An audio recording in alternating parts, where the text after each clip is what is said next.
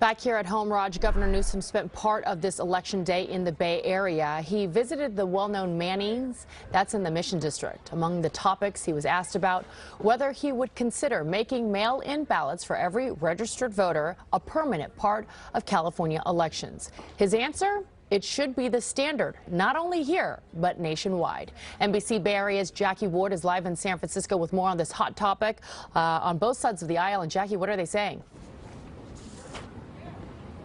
Well, Janelle, so far 66% of registered voters in San Francisco have already cast their ballot, with the majority of them doing so before today. That's why election officials say these lines have been manageable, if existent at all, today. Now the question is whether the mail-in ballots that millions have already turned in should be a part of every election, even after the pandemic.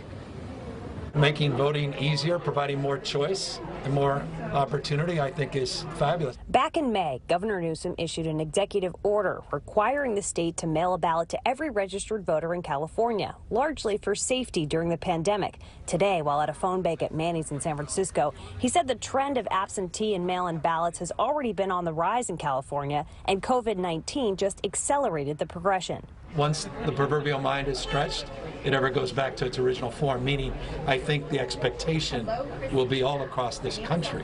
A nationwide ballot by mail law is a move that Congresswoman Jackie Spears agrees with, saying she thinks it would make voting more accessible everywhere. I think that we have to recognize that we're living in the 21st century, and we have got to come up with more ways to make it easier to vote. But Harmeet Dillon, the Republican National Committee woman for California, says she has serious problems with where the process stands now. She believes the system lacks proper regulations, training of staff, and equipment needed to adopt a statewide mail-in ballot system. Having a vote-by-mail system that has effective security around it and has training and has some years of time for the state to implement it, and the state has a zero tolerance policy for people being on the rolls who should not be there, I think that could work.